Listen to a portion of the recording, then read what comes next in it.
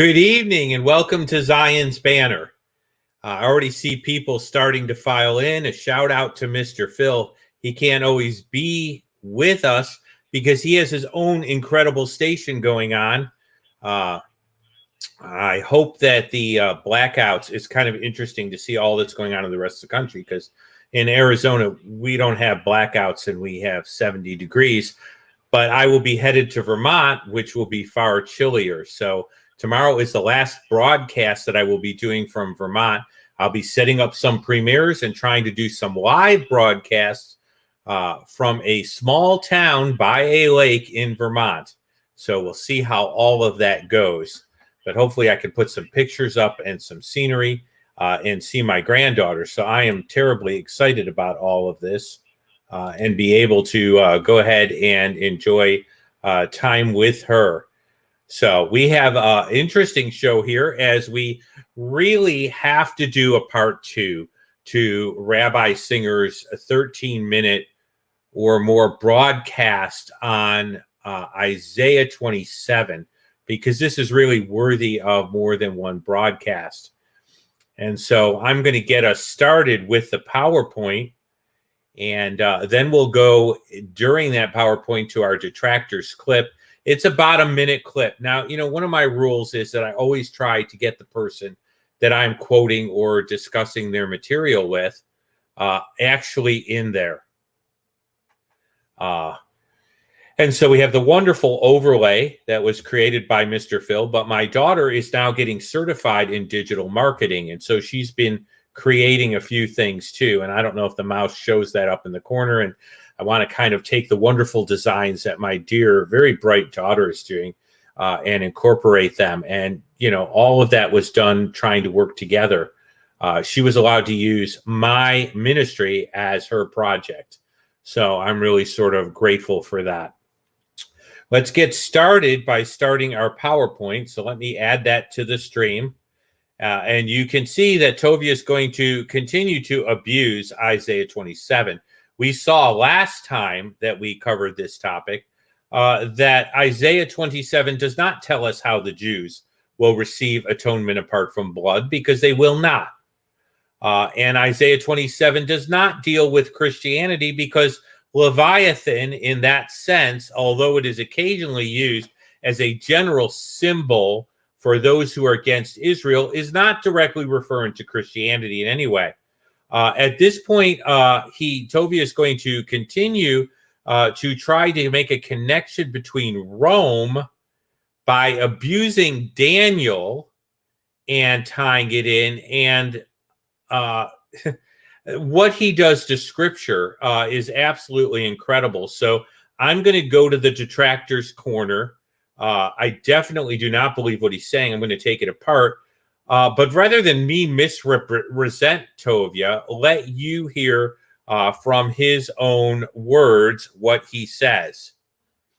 It is good to see Lindsay here. We'll be praying that everything holds together. Let me go ahead and walk it back with you a little bit here to Daniel chapter 7. Very famously, Daniel in a night vision sees 4 kingdoms. The first 3 are easy to identify. Daniel has no trouble identifying the kingdom that represents Babylon as the lion. The second, the bear. The third, the leopard, the 4-headed leopard, Greece. But then when it comes to Edom, the 4th kingdom, the worst, the beast with the 10 horns, what is that? It morphs from one to the other. It's that same clay and iron leg of the statue that we've encountered earlier on in the book of Daniel, and a rock not thrown by any hand will just be thrown at it and it'll burst apart, because after all, clay and iron don't adhere to each other. Unlike Babylon, which is monolithic, and Persia monolithic, and one just rolls to the next, the nature of Edom, that 4th kingdom, which emerges as Rome, which subjugates the Jewish people when Pompey marched into Jerusalem in 66 BCE, and then The Roman Empire wanted nothing to do with Christianity, but eventually it becomes Christianity. Eventually, its emperor converts to Christianity in 312. By the time we get to the end of the 4th century, Christianity is not just a legal religion of the empire as it was when Constantine first converted. It was not just a preferred religion of the empire, which it would eventually emerge into a little later in the 4th century, but under Theodosius, the emperor of Rome, who is unique because he presided both over the East and the West, the last emperor to do that, it would become the official religion of the Roman Empire. So it morphs and slivers that fish, but ultimately that marine creature, that enemy of Hashem, will be destroyed not just by one, but because it represents three, because it represents that ungodly doctrine, the doctrine of the Trinity, which became the official doctrine of the church under Constantine at the Council of Nicaea. It was reaffirmed. Okay, let me get back to our PowerPoint, remove this and put this up. And you can hear Dr. Singer for yourself and his attacks. Now, he has run Daniel into Isaiah 27 and made a confabulation of history that's incredible. Now, there are two basic points that he's making, that essentially Rome became Christianity, or Christianity is Rome, according to Daniel, and that the Trinity is Roman via Constantine and the Council of Nicaea. We can see both of those claims floating around in his basic diatribe. None of this is exegetical teaching. Now, if you want to know that there is a fourth kingdom related to Daniel, that's perfectly fine. And if you want to view it as a revived Roman Empire, that still would not get you to his conclusions. So those are his two basic points, and we're going to dismantle Rabbi Singer on so many points tonight. Worthwhile to go ahead and do so for the sake of understanding history. Okay. Now I've got a new character here. Welcome to Francesca. Of course, she has the obligatory coffee and is wearing a cap. I'm getting ready to go to Vermont, so we might as well just throw a little bit of a cap on her. And she's asking why Christianity is not Rome. And it isn't Rome. And so let's take a look at this. He continually views Christianity in terms of Roman Catholicism, and particularly medieval Roman Catholicism. Now, he's starting to talk about the emperors here, but he's picked up his story at Constantine, which is 325 around, 313, the Edict of Milan, and goes to Theodosius. He's ignored 300 years of church history here. It's absolutely amazing to me that he passingly states that at first Rome didn't accept Christianity, but now Christianity is Rome. What was Christianity before it was Rome? It didn't morph into anything. Okay. He's got this morphing going on. Christianity spread throughout the empire, and eventually the empire had to allow for it. Now, eventually an emperor ends up professing faith, and eventually Christianity spreads exactly as it should be, because what got spread through here was not ungodly doctrine, but monotheism. Do you honestly believe, Rabbi Singer, that Rome was more monotheistic before Christianity came? And so he is ignoring 300 years of history in order to even begin to make his claim. It's amazing to me that he spit out certain dates in Christianity and doesn't look at the early church at all, particularly prior to 200 AD. When it looked entirely different. I suggest the book Nazarene Jewish Christianity would be a good read for him. So let's take another branch of Judaism that starts very late. Okay. Much like Roman Christianity started very late. approximately 300 to 400 years after the fact. Okay. Now, except for the fact that Reform Judaism and its later development, Reconstructionism, are more acceptable, Singer is saying something akin to the Jewish people will be saved through the destruction of Reformed or Reconstructionist Judaism. By the way, Reconstruction Judaism actually allows Jews to be atheistic. So if the Trinity is ungodly, I wonder what he thinks about atheism.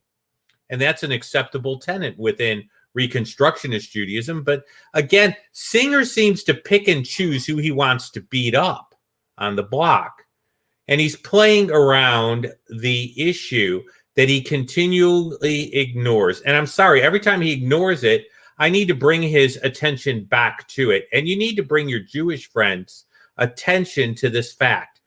I just this week answered a woman who was commenting on a post on CPM that CPM had put up about anti-Semitism. And she did the very same thing.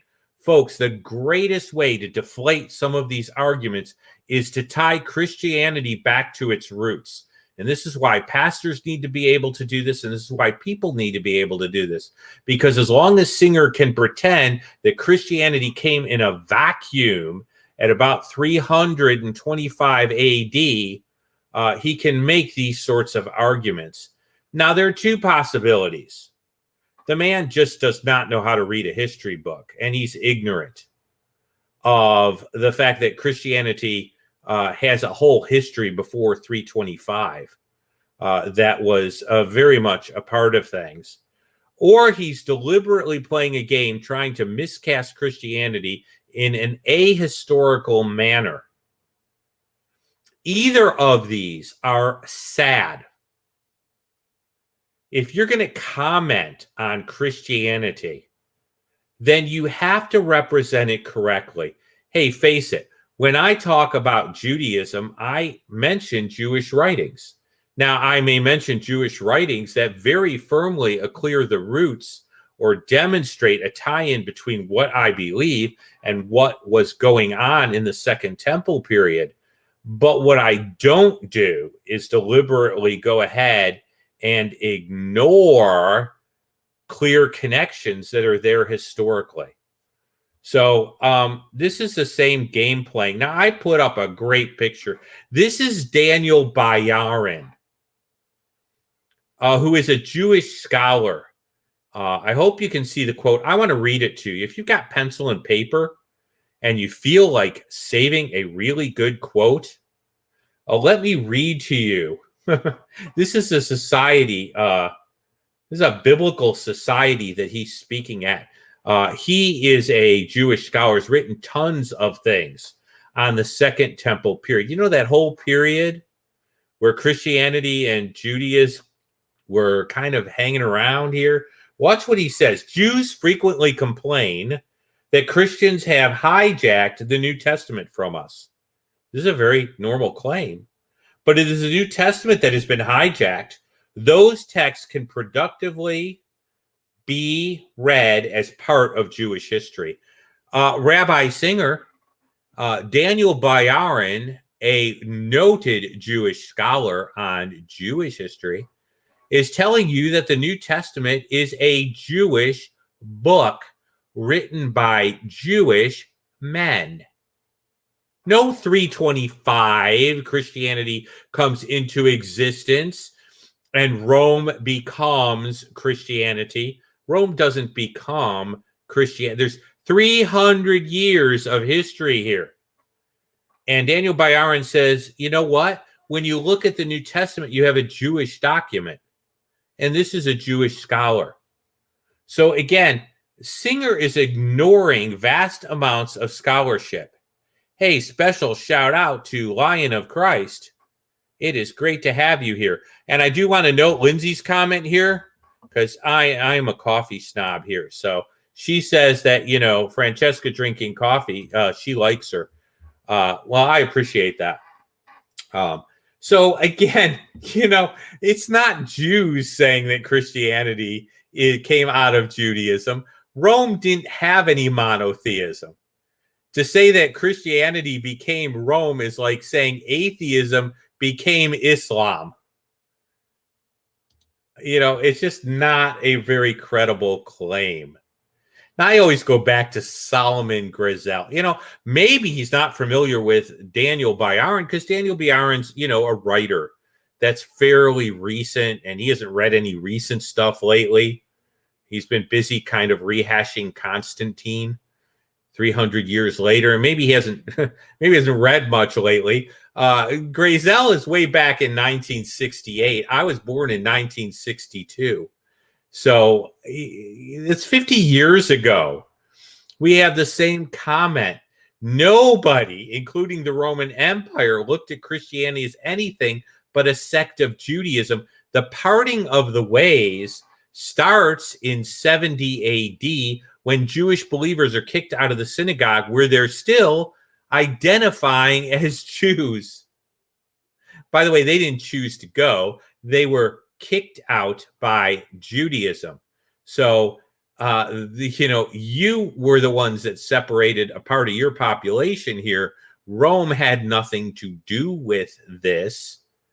And everybody, including the Romans, the Jews, and the Christians themselves, had no problem with that. So, jumping to 300 and saying that Christianity is some Roman religion, Rome becomes Christianity, has historical problems with it, okay? Now, let's look at another reason why Christianity cannot be Rome. And I'll comment on Roman Catholicism because that's the way he's putting this. Rome was a physical, political kingdom. Okay, like Rome had a capital, and Rome had territory, and Rome had a military. Okay? Did Jesus ever teach his rule while he was gone? Did he ever teach the church was a political, geographic kingdom? Well, let's look at Jesus' own words. And by the way, we know what Jesus said. Singer always does this. We don't know he doesn't know what Jesus said. Well, if Singer doesn't know what Jesus said, it's because he doesn't spend any time reading the Gospels.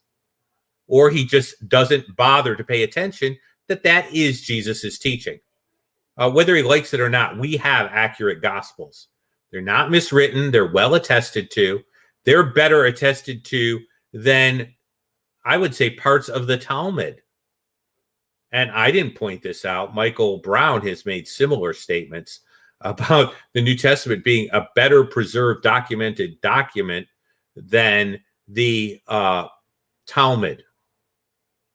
Let's look at Jesus' own words about whether what he is creating prior to his return and the setting up of the Messianic kingdom is meant to be a geopolitical kingdom. Jesus answered, said, "My kingdom is not of this world."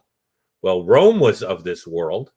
If my kingdom were of this world, my servants would fight so that I should not be delivered to the Jews. Now it's John, and the reference to the Jews there is most likely to the Jewish leadership.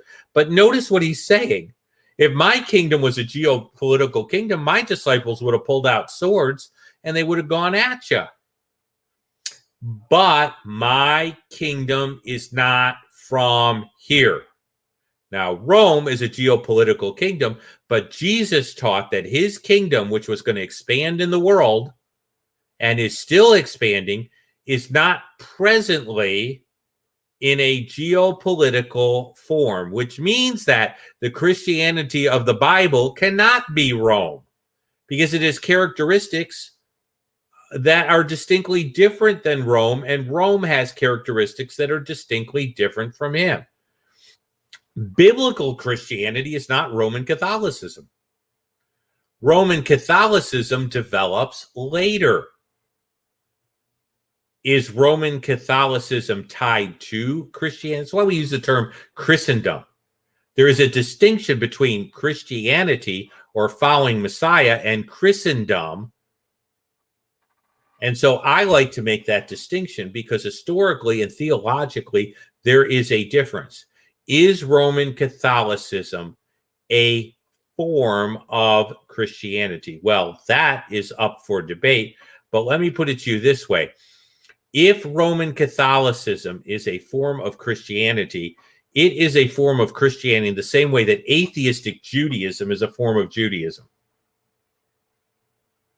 Okay, so I'm going to draw that parallel between humanistic Judaism in its most blatant form, in most extreme form, which would be atheistic Judaism, is to Judaism what Roman Catholicism is to Christianity. If it is an expression of Christianity at all, it is an aberrant expression. Let me do it this way. Roman Catholicism is to Christianity what the Baha'i faith is to Islam. Now, is that going to offend some Catholics? It might offend some Catholics. But the Catholic Church's teaching and biblical Christianity do not look a whole exactly alike. And we have to be honest about that. And Roman Catholicism comes on the scene later than what we call the primitive church.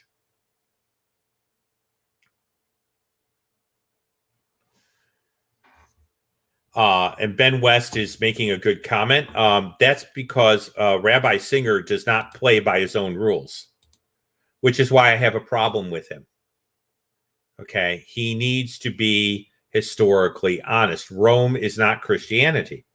And Jesus makes a distinction in the way his kingdom is going to operate until the Messianic age starts. I shouldn't say starts, is consummated, because it's been inaugurated, but it hasn't been consummated. This interregum is what it's called in by Elva J. McClain, the interregum.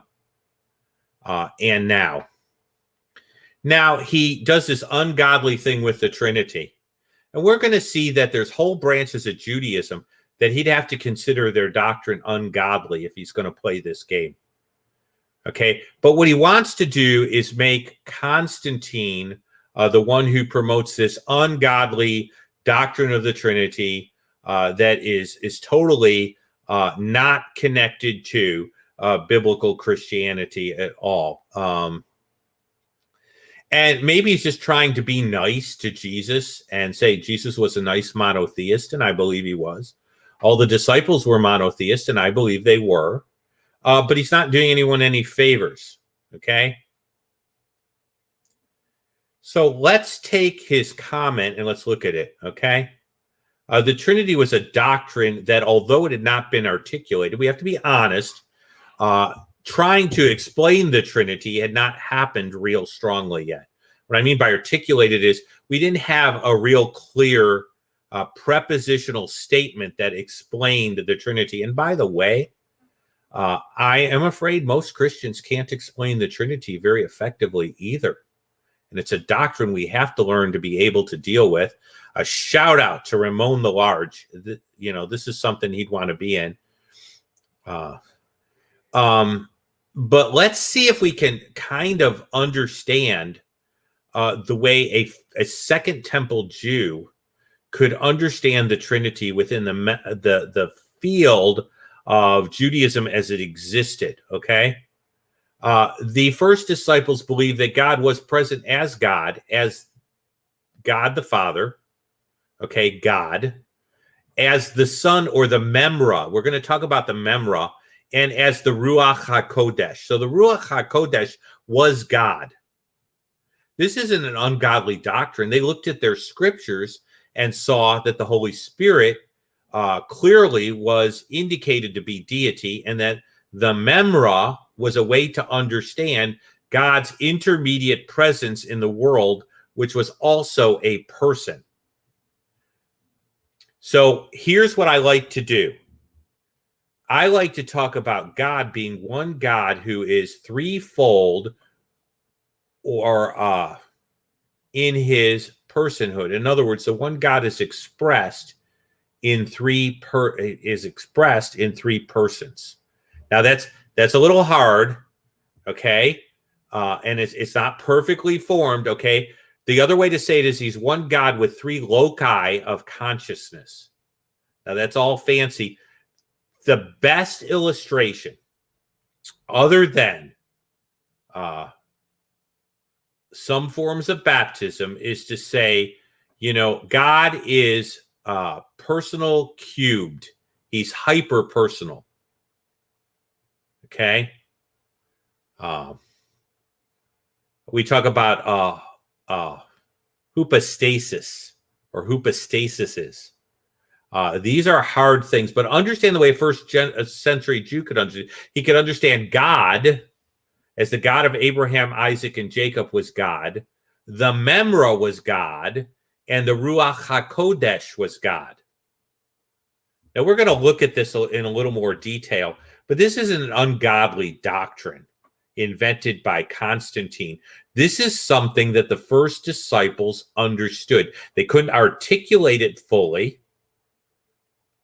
but within Second Temple Judaism, we're going to see there was an allowance for this, okay?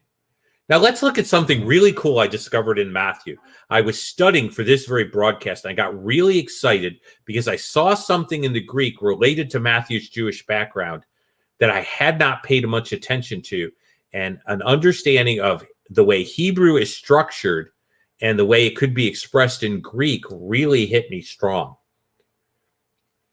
This is a cool formula because it's connected with baptism, baptizing them in the name of the Father and of the Son and of the Holy Spirit, teaching them to observe all things I've commanded you. And lo, I am with you even to the end of the age. Now, notice this is the Great Commission.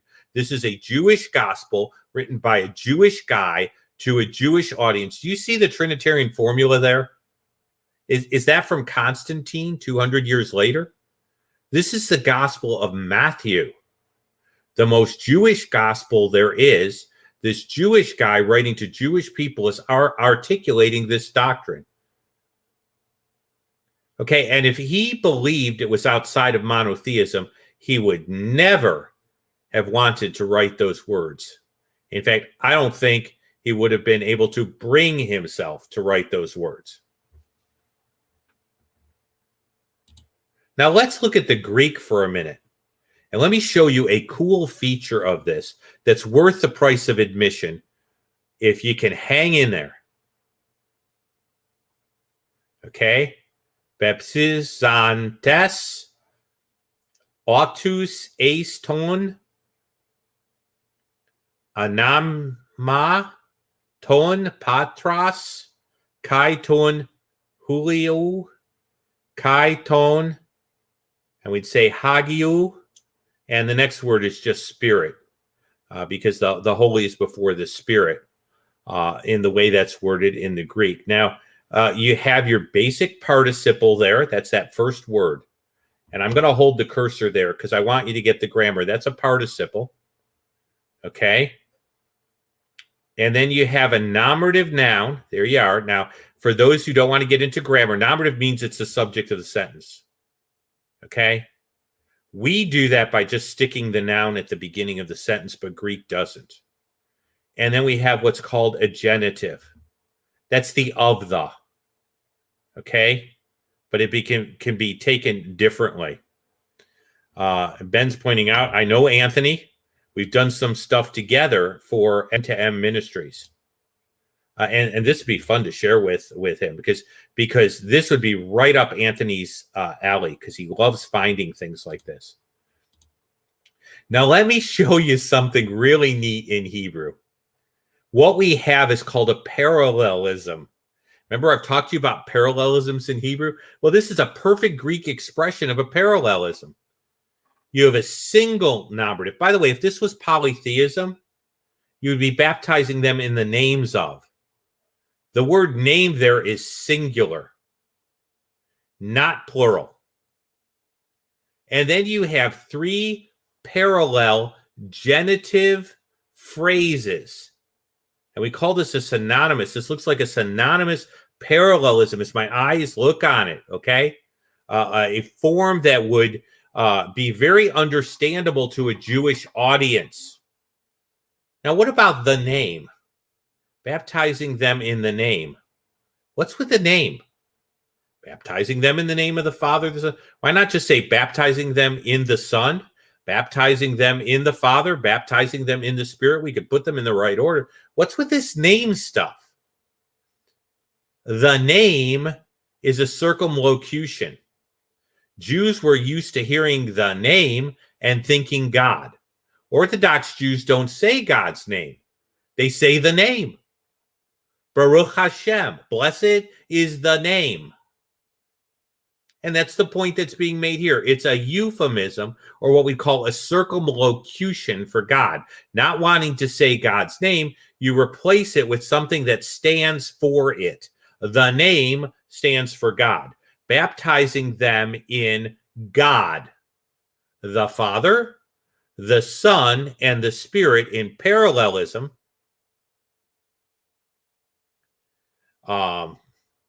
Indicating three different personages associated with the name, which is God. In other words, you have the name being expressed in three persons in a what looks to be a Greek expression of a Hebrew parallelism. This is absolutely incredible. Not only is Matthew making it clear in the formula, but by using a Hebrew parallelism in a Greek form, he's literally driving it home to his audience. When was the book of Matthew written? Well, I've heard estimates from around 50. We know it was written before 70 AD. If it was written before 70 AD, it's written some 200 years before Constantine ever comes on the scene to a Jewish audience. Okay? This is like ridiculous. This ungodly doctrine. Let's see how ungodly this doctrine is. Okay, now I did the Greek. Well, why isn't it Roman? I mean, after all, Christianity is Rome. And Slam's getting it, and I love it. And Lindsay says it's only one of the hints that she sees. And it's a good hint, but we'll get there because the memra is a really strong also hint of the Trinity that most people are unfamiliar with because it's tied to the Targums and some other historical things. So let me hide that for just a second. Now this, I got to share this. This is so cool. This is out of the Zohar. Okay, now I'm going to take the overlay off because I want you to get this.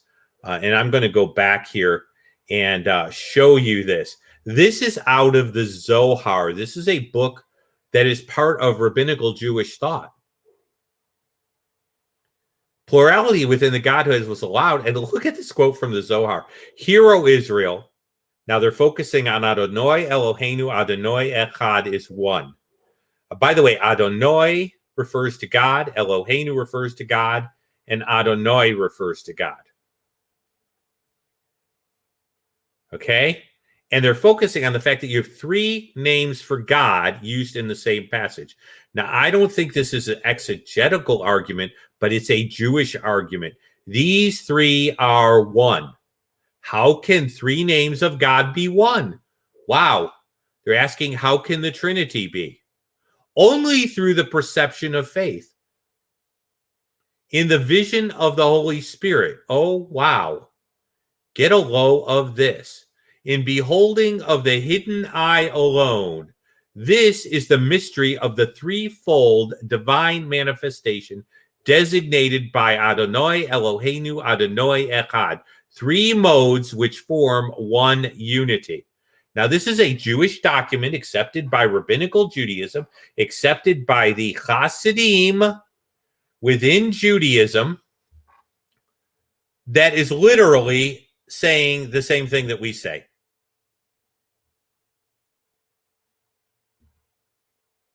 Do you realize that you have the quote-unquote ungodly doctrine of the Trinity being expressed almost exactly in a rabbinical Jewish document? Now, we got to find out what we're talking about here. So, the next question Francesca would have is, what is the Zohar? I mean, I've hinted that it's a document, but what document is it? Is it part of the Talmud? When does it come into being? So we do have to go ahead and spend a little time with the Zohar. It is a document of Jewish mysticism and or allegorism. I said this isn't an exegetical argument, but it's a Jewish argument. Highly influential. The word means splendor. It is a mystical commentary on the Pentateuch. Okay? Now, some didn't like it when it came out, but it got accepted into Jewish thought. And prior to the end of the Middle Ages, when rabbinical Judaism really sort of formalized. So the ungodly doctrine of the Trinity is not far removed from a statement in a Jewish book called the Zohar. Okay? Daniel Bayarin in The Two Powers in Heaven, or The Making of a Heresy, writes, now watch this, I would thus rewrite Siegel's sentence. Alan Siegel did the original work on what's called Jewish Binitarianism. Let me define what that means. Trinitarianism is the belief that one God exists in three persons. Binitarianism is the belief that one God exists in two persons. So it falls just short of the Trinity. It is not orthodox, but understand the time period. We're dealing with the Second Temple period. Okay? Siegel's sentence in my own terms, there is significant evidence, uncovered in large part by Siegel, that the first century, perhaps most Jews, held a binitarian doctrine of God. In other words, before the Trinity is ever codified by Constantine, you have Jews that believe that the one God exists in two persons. The Jewish doctrine was named Minut, that means a heretical view, but a heretical view in Judaism, not a heretical view in Christianity or some foreign religion. Min means heretic. Okay, and there are different words in the Talmud. Okay. Now, the rabbis didn't like this and they shut the project down. But understand that when Jesus' disciples walked the earth, a good portion of Jews believed that the person of God was expressed in at least two persons or personalities. And it was called the Two Powers in Heaven. And the rabbis shut the project down. Notice why they shut the project down. Okay. The rabbis, it was named a heresy by the rabbis as an important part of what? Constructing Jewish orthodoxy as separate from Christianity. In other words, they were fine with Jewish binitarianism, or the belief that God existed in two distinct persons, personalities, parts, aspects. It's not perfectly understood, but they allowed plurality in the Godhead, and they had no problem at all with it until Christianity comes on the scene. And then the rabbis say, oh, no, no, no, no. We don't want to look like these guys. In other words, Rabbi Singer, it was a reaction to the growing movement within Judaism of belief in Jesus. It was not something that Constantine came up with. Okay. You rabbis rejected it, but God never did. It's not an ungodly doctrine. It's a rabbinically unacceptable doctrine. Well, Rabbi Singer, it's kind of hard to say, but let me remind you, the rabbis aren't God. So it isn't necessarily ungodly. But let's go to some rabbis. This is fun. Is the Trinity consistent with monotheism? Okay. Now, I make the argument it's not Rome, since it's consistent with ethical monotheism, which is what one of the things that the Jewish people were supposed to be, witnesses to the one true God. And it was one of the things that Judaism, not Judaism today, but ancient Judaism brought to the world. Israel was the means of bringing ethical monotheism to the world. The Trinity didn't come from Rome. It was pagan. Here's Rashi's own son, Rabbeinu Tam. Actually, it's Rabbeinu Tam. Let me pronounce that correctly. Tam would be O-M. Tam means perfect. Rabbeinu Tam is 1100 to 1171, a little bit after Constantine. Now, there is debate whether Christians worship one God. There's debate because a lot of the rabbis didn't understand the Trinity, and a lot of Christians weren't real good at explaining it. And so they had different views of what the Trinity meant. And given the fact that there were different views as to what the Trinity meant, there were different views within that. And there's some good comments coming out here. Michael Heiser's done some stuff on that because he likes the Old Testament. I love Ben West's comment here. Let me throw that up. He was preparing his people for the revelation of the Trinity. He laid a foundation in the scriptures for them to pick up on it. I firmly agree, Ben. Thank you for that comment. Not an ungodly doctrine, continuing development of doctrine. But let's see what Tam says. This is 1100. He saw Christians as worshiping the one God. He's being quoted by Klotch, another Jewish scholar. He states this view did not appear in the editions of Mishnah Torah, that's Maimonides, or Halachot Teshuvah, or Halachot Edud,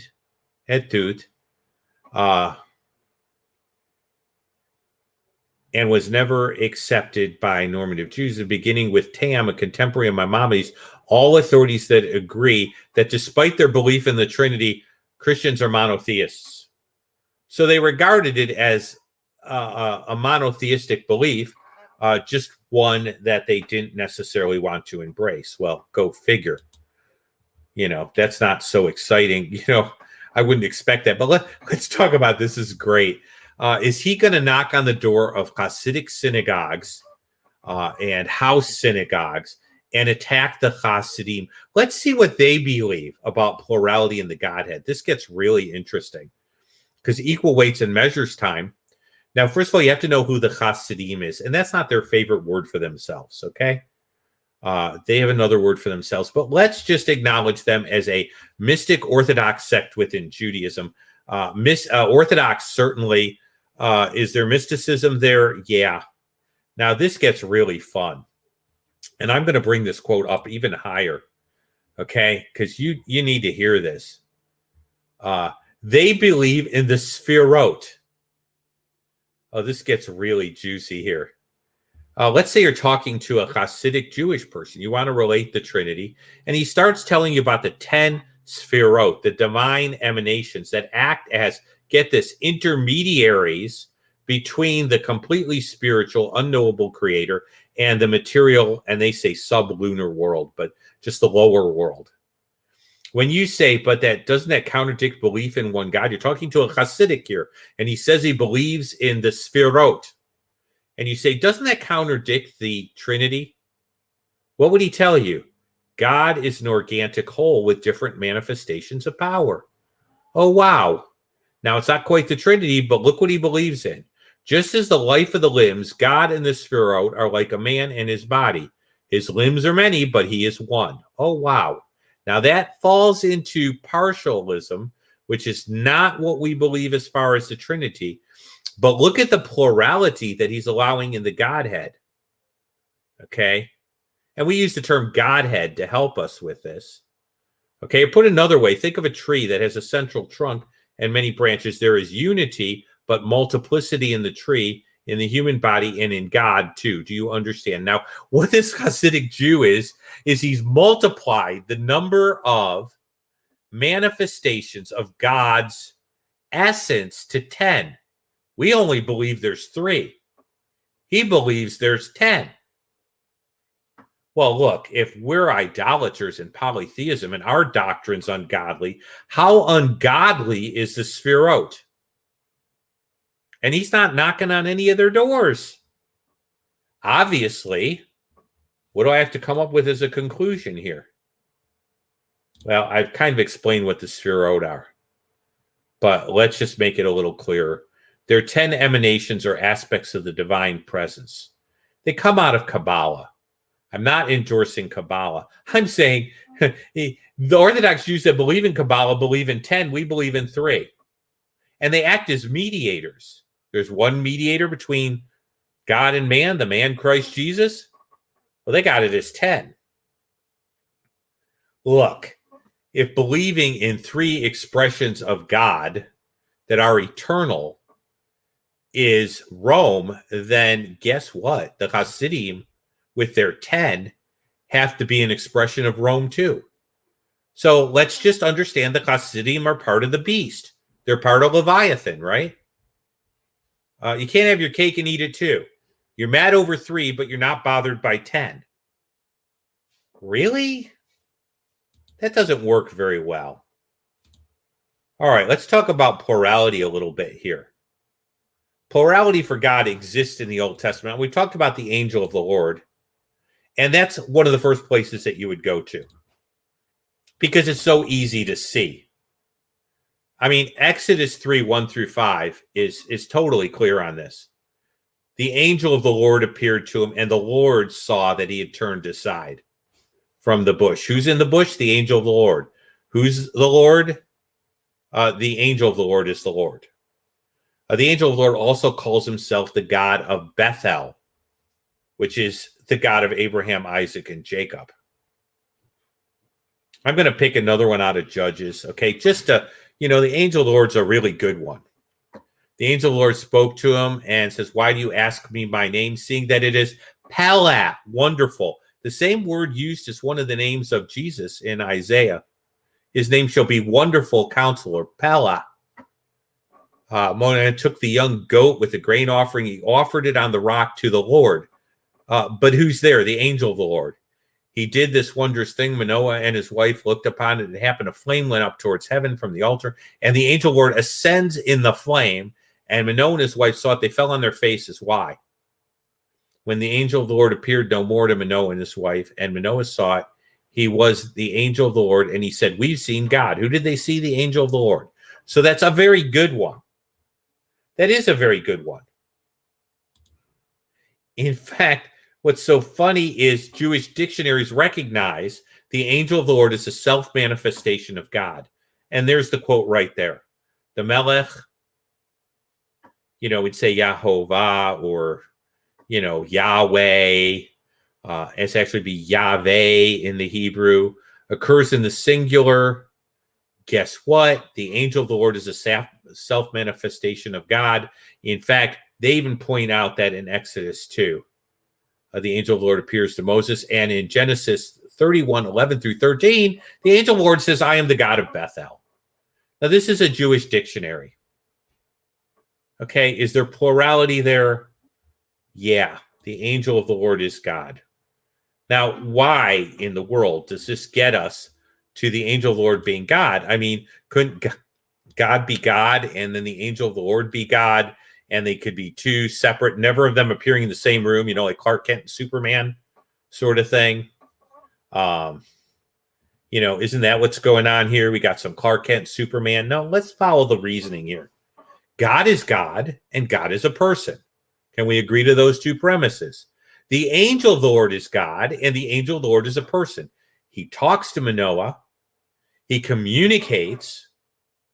So the angel of the Lord is a person and he is God. God is God and he is a person. You have God and the angel of the Lord both being God and being two separate people. Tell me where that doesn't get you 2/3 to the Trinity. But it gets to be more fun. The memra is the word of God. Now, it's an Aramaic word that comes from amar, to say. And this is the one, that you may be less familiar with. But remember that the Targums were in Aramaic and they were translations or paraphrases of the Bible that were read in the synagogue at the same time the Hebrew text was being read. Okay?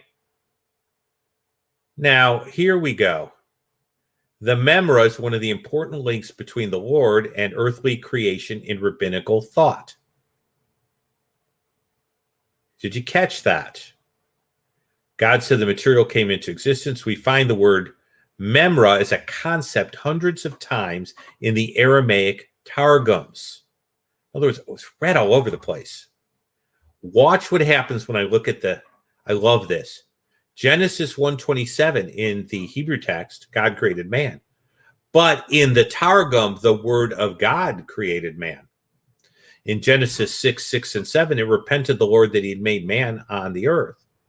But in the Targum, Pseudo-Jonathan, it repented the Lord through his word that he had made man. This is where John gets his idea from two concepts. The Greek concept of the logos ties back to the Aramaic concept of the memra. They're two different expressions of the same, of something. John knows about the memra, and he uses logos, and he catches the Greek idea of logos, but it's also a translation of the word memra, the one through whom God interacts and created the world. God is God, and the memra is God. And the memra heals. He sent forth his word and healed them. In Psalms, his word heals, word communicates, his word creates in the Targums. In the beginning was the memra, was the word, and the memra was God, and the memra was with God. So this isn't some ungodly doctrine.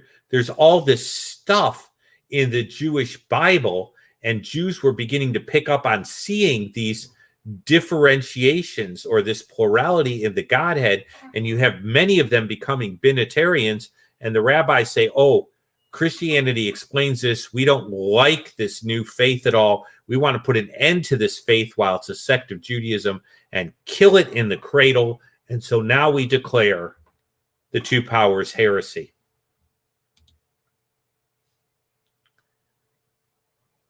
Well, goodness gracious. The association with Christianity as Rome is arbitrary, ignoring 300 years of history. Does Rome become Christianity? Rome doesn't become Christianity. Christianity infiltrates Rome. Does Roman spirit and thinking enter into Christianity through synchronism?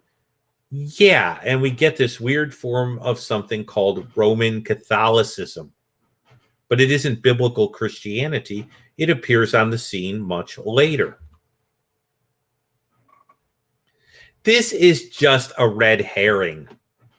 This is just an attempt to make something look like something and cobble together different prophecies outside of what Daniel's talking about. Daniel wasn't talking about a religious movement.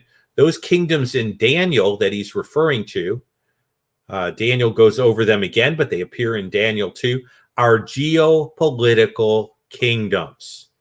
Jesus, until the Messianic era began, said his kingdom would operate in geopolitical kingdoms, not as a geopolitical kingdom.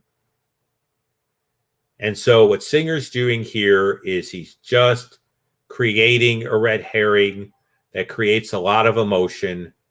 And again, he's been wrong. It's not Leviathan. Jewish people don't get saved apart from blood. And the symbol of the fish is an absolute conflation that has nothing to do with the biblical text. Was not in the mind of Isaiah, was not in the mind of those who read Isaiah, was not even in the mind of people after they read Isaiah specifically. And connecting Christianity with Edom is even more ridiculous. Esau really didn't believe the gospel. Jesus hadn't come yet. So this is a conflation of taking certain rabbinical terms and trying to make them say things and then overlaying them over prophecy, thinking that, you know, that you can get away with this sort of stuff. And it's really horrible. Let's take some of the comments here.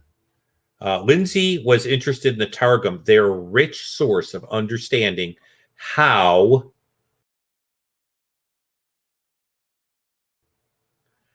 during the time period. And really worthwhile.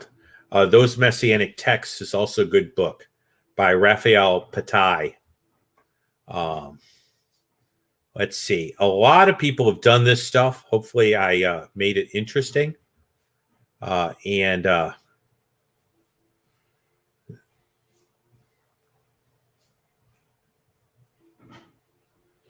Okay. And Ben West saw that background for the Great Commission as being worthwhile. Good.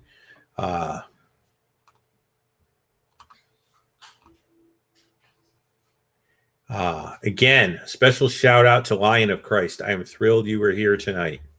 Let's see if there are any new comments. Yes, thank you, Elizabeth. We are building our support team, and you guys are part of it, but in the sense of being real supportive of us, but we need to build our missionary support. So I really appreciate that. Excellent. Usually Nate2D2 also hops on there. Elizabeth is right on tonight, and I really appreciate it. Clarify, Raymond, it's not quite the same, but the Zohar comes really, really close to saying the same thing. And I find it really, really interesting too. So your comment is really good.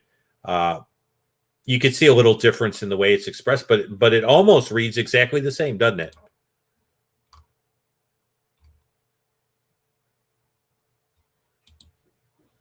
I'd be fascinated to learn what Jews for Jesus would have thought of the Trinity. Thoughts of a triune God. Again, they would have been binitarianism. The person that's hardest to deal with as far as the Trinity isn't Jesus. The deity of Messiah, I can find in intertestamental documents as far as Messiah being more than human. And then clear references, even as far as Rabbi Himhi.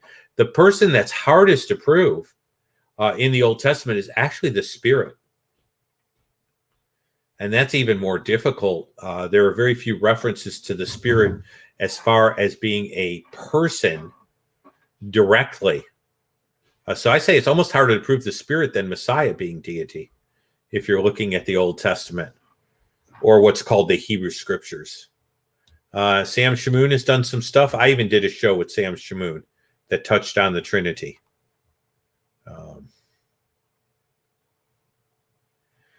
This is true. The church councils were all based on the fact that sound doctrine was being challenged by heresies. The reason that Judaism doesn't really focus that much on a statement of faith, one of the reasons is that they're so insular that there's not really a problem. And there were so many different sects of Judaism in the Second Temple period. There wasn't really a Judaism. There were Judaisms.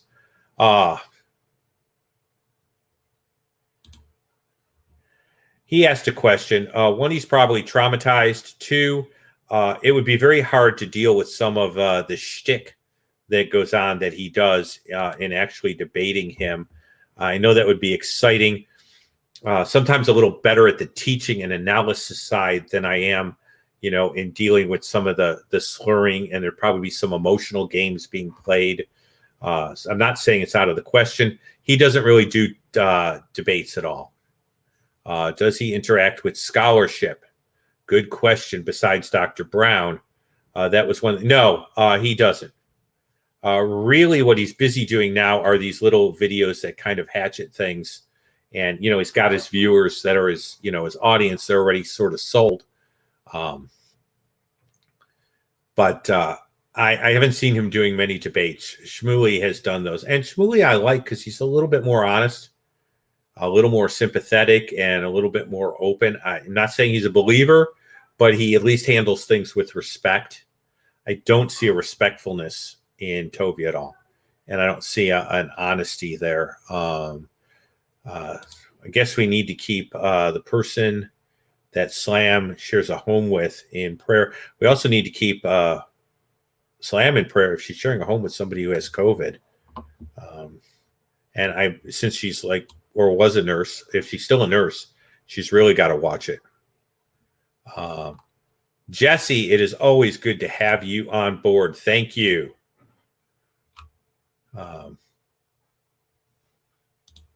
Michael Heiser's done a lot of stuff on the spiritual world, and he's touched on the Trinity. I'm a little interested I see some value to the heavenly council, but he says that in Genesis, I read, and I'm not sure, but someone got the idea from his book, The Unseen Realm, that he believes the let us make God in our image. He really is speaking to the angels. That's an old rabbinical idea, and I have a problem with it. So that particular thing, I wouldn't be spreading all over and teaching. And I'm not sure someone said that. I haven't gotten that particular book. I have a book to read on the problem of divine hiddenness that I'm going to get into because I'm interested in that problem.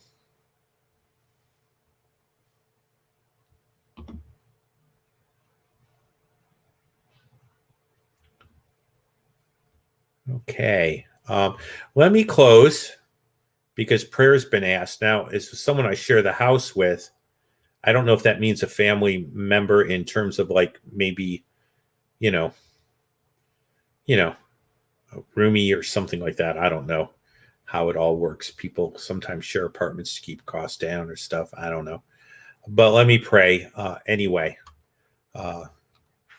So we've had a teaching ministry. We might have a little priestly ministry. Not that I'm a high priest, but rather in terms of intercession to the high priest. Okay. All right. Well, I'm thrilled with the turnout. Tomorrow will be the last broadcast. And yeah, Purim is good. I won't be speaking on Purim. I'll actually be doing Messiah and the Passover presentations in Vermont after I quarantine. So, but this was the only way we could see our grandkids.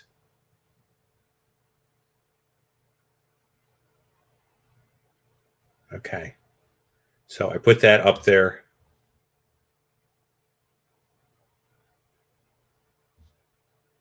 Okay, got two prayers. The person that's got COVID and the power outages that are going on. Thank you so much for hanging in there. Jack's in like a cold house and it's like all dark and he charged his battery so he could watch. Wow. You are an incredible trooper.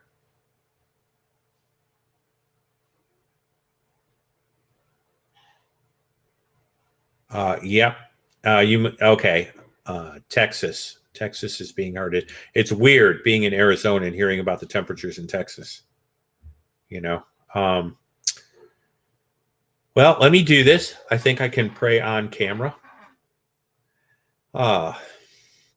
Hey, just a by the way, the diploma actually made it from California here. I didn't know if it had hit the COVID bump or what. So it's all framed, waiting for a wall somewhere. Lord, I do pray for those who are in Texas. I think of Professor Amy Downey, who I know with a related ministry. The mere idea that Texas is cold is almost strange to me, being here in Arizona and knowing that it's in the Southwest. But I pray you'd keep people safe. I know cold dark doesn't work real well, and I use a sleep apnea machine. I pray that the blackouts would get done. I pray we appreciate the fact that we have some things other than solar and wind that can be working when the sun isn't out. And I pray that you would end up keeping Brother Jack safe. I think of Slam RN and this person who has COVID. First of all, I pray you keep Slam safe. I pray this person would get good treatment. There is treatment out there, things that help our immunity system, some good stuff out there. I really pray that those things would be made available and that you keep our sister safe from catching it. Thank you that she could be with us tonight. There are other prayer requests out there. I know there are probably a lot going on with the weather. And I would, ask that you be with us as we travel to Vermont through Chicago. We've got a lot of speaking to do. We have grandchildren to see. We have quarantining to do. That you just get us there and back and allow some of the broadcasts and premieres that are planned actually to work out. It's going to be very different. And we're reliant on you in so many ways. Well, Jack, I recommend hot chicken soup, hot chocolate, tea, and not late at night, but during the day, coffee. Blankets are a really, really good idea. We used to layer in Vermont. In fact, one winter we had to go ahead and melt snow for water, and we used our wood stove to do it. I wouldn't go back to it. But stay warm. And hopefully I'll see some of you tomorrow. Lindsay, thank you for trooping it through the rolling blackouts. It was so good to have you here. And I know the temperatures are really weird for Texas. Not so much for Vermont. So just as I close, you could be praying the power does not go out in Vermont and the travel's okay, so we don't just quarantine and I don't make those speaking engagements. I really need to make them, and I need the Vermont roads to be clear, and some of those are back roady sort of roads. And I also use a sleep apnea machine, so no power is really, really bad for me. Not breathing while you sleep is just not a good idea. So, and that looks to be it. Okay. Oh, well, it's very pretty and very cold. But we might be there during sugar seasoning. We can get our hands on some maple syrup. So my wife's excited. I'm going to go ahead and try to get to the station in a minute or two. A blanket igloo. For those who are freezing, layer your clothing. The more layers you have, the better. We used to do the long underwear. It doesn't work so well.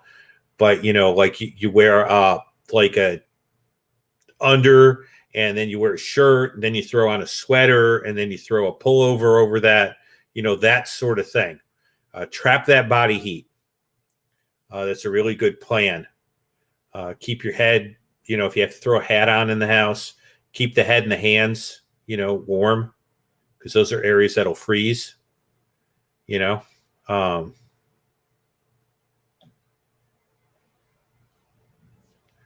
are just, little Vermonty sort of things we used to do. The layering and the hats, so you don't lose heat through the head. And we used to do hoodies a lot over sweaters, like a zip up hoodie like this, over a sweater, over a shirt. That's like 3 layers. Well, anyway, enough of Jeff Cran's survival advice. Have to keep you guys in prayer. Jack and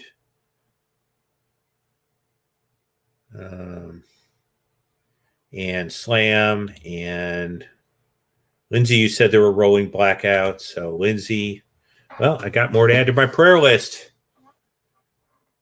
So let me do an Erev Tov.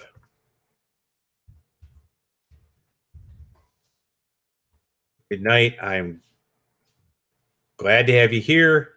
Those who can join me tomorrow for the last broadcast for 3 weeks in the state of Arizona, I'll see you then.